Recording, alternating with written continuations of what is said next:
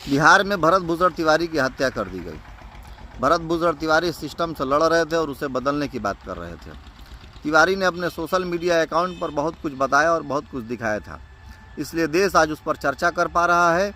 नहीं तो इस देश के सिस्टम के आगे न जाने कितने भरत भूषण तिवारियों ने दम तोड़ दिया। हमें आपको कुछ अता पता ही नहीं है। आती भी हैं तो कुछ सूचनाएं आती हैं, कुछ खबरें आती हैं जो ज़्यादातर भ्रामक और सिस्टम के ही बचाव पक्ष में होती है। सिस्टम जो मजबूत है, ताकतवर है और ताकतवर के पक्ष में ही सदैव खड़ा रहता है। सत्ताधारी पार्टी के नेताओं और अधिकारियों के गठजोड़ से चलने वाला सिस्टम आखिर बदलता क्यों नहीं? सवाल है कि सत्ता तो बदलती रहती है, पर सिस्टम क्यों नहीं बदलता? इसका जवाब है कि राजनीतिक पार्टियों में सत्ताधारी पार्टी के नेताओं को भी ये ज्ञात होता है कि सत्ता बदलती रहती है। इसलिए राजनीतिक पार्टियों और अधिकारियों के गठजोड़ से सिस्टम जरूर चलता है, पर उसमें हर पार्टी के विशेष लोगों का ख्याल रखा जाता है। किसी भी राजनीतिक पार्टी के विशेष लोगों का न कभी काम रुकता है, न कभी काम फंसता है।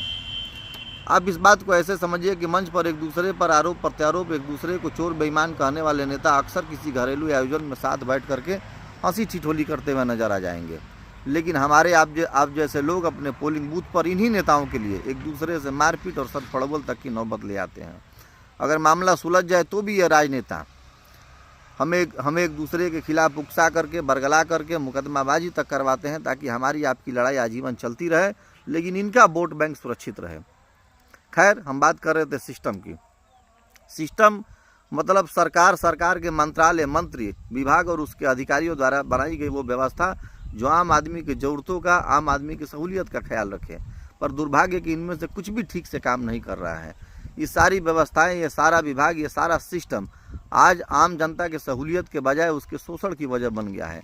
किसी भी जिले के जिलाधिकारी कार्यालय पर जाकर के देखिए, उत्तर प्रदेश या बिहार के, कि सैकड़ों के भीड़ बुजुर्ग महिलाएं कैसे धूप में खड़े होकर के अपना आखिरी उम्मीद लेकर के जिलाधिकारी कार्यालय पहुंचते हैं। ये तमाम लोग अपने थानों, अपने तहसील, अपने ब्लॉक या अपने जिले के अन्य विभागों से प्रताड़ित होते हैं और आखिरी उम्मीद लेकर के जिले के उच्च अधिकारी, शीर्ष अधिकारी तक पहुंचते हैं। लेकिन अगर विशेष अनुरोध ना हो, विशेष व्यवस्था ना हो ताकि जिला अधिकारी आपकी बात सुन सके, आपके पत्र को पढ़ सके, तो उसके अनुपस्थिति में बैठे हुए वहाँ अधिकारीगण जो सीडीओ, डीडीओ या एसडीएम जो होते हैं, वो उन पत्रकों को पुनः उन्हीं अधिकारियों के यहाँ प्रेषित करते हैं जिनके खिलाफ शिकायत लेकर के आप शीर्ष अधिकारी तक गए होते हैं। खैर, न्याय की उम्मीद को जलाए रखिए, न्याय की उम्मीद को बनाए रखिए। इस देश के संविधान ने हमें लड़ने का हक और तरीकों के बारे में भी बताया है। जरूरी नहीं कि हर हाथ भरत भूषण तिवारी की तरह हथियार उठा ले।